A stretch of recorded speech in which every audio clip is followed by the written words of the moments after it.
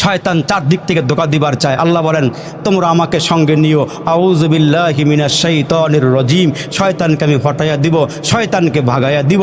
এই জন্য রসুল বলেছেন সর্বশেষ যেদিন আমরা মারা যাব, মৃত্যুর কোলে ঢলে পড়ব, ওই মুহূর্তে শেষ সময়ে ইমানটা হরণ করার জন্য শয়তান চেষ্টা চালাবে, শয়তান তদবির চালাবে। এই জন্য মুমূর্ষ ব্যক্তির কিনারায় বসে বসে জোরে জোরে তালকিন করা, লা ইলাহা ইল্লাল্লাহ, লা ইলাহা ইল্লাল্লাহ, আশহাদু আল্লা ইলাহা ইল্লাল্লাহ, আশহাদু আন্না মুহাম্মাদার রাসূলুল্লাহ। সূরা ইয়াসিন বেশি বেশি করে পড়া। তার কারণ ওই মুহূর্তে শয়তান ইমানটা নেওয়ার জন্য বসে পড়বে, কাছে আইসা আব্বার শুরুতে আসবে, মায়ের শুরুতে আসবে। এই জন্য আল্লাহ রসুল বলেন যারা নিয়মিত আমার একটা সুন্নতের ওপরে আমল করবে, ওই বিশেষ মুহূর্তে শেষ সময়ে সারা জীবনের সম্বল হরণ করার জন্য শয়তান যখন আসবে, ওই মুহূর্তে আমি আল্লাহ তাআলা তার সামনে একজন ফেরেশতা পাঠাইয়া ইমান যাতে করে নিতে না পারে, ওই আমলটার গুণে আমি শয়তানকে ফেরেশতার মাধ্যমে ভাগাইয়া দিই। ওটা কি?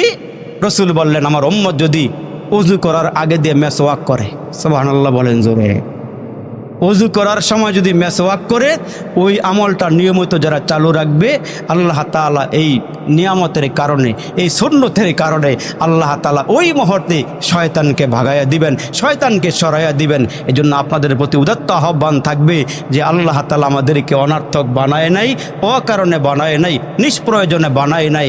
আল্লাহ বলেন বান্দা আমার ইবাদত করার জন্য ফেরেশতা আসমানেও আছে, জমিনেও আছে। কেউ দাঁড়ায় দাঁড়ায় ইবাদত করে, কেউ রুকুতে গিয়ে ইবাদত করে, কেউ সিজদায় গিয়ে ইবাদত করে, কেউ শুয়ে শুয়ে ইবাদত করে, রুকুর হালাতে ইবাদত করে, সিজদার হালাতে ইবাদত করে, সর্ব হালাতে ইবাদত করার মতন ফেরেশতা আছে। তবে শুনিয়া রাখো, এদের ইবাদত আমার কাছে তেমন পছন্দনীয় নয়, কিন্তু তোমার কপালটা আমার কাছে এত পছন্দনীয়, তুমি একটা সিজদা ঠিকমতো দিলি তোমার পিছনের সব গুনাহ আমি আল্লাহ মাফ করে দিই।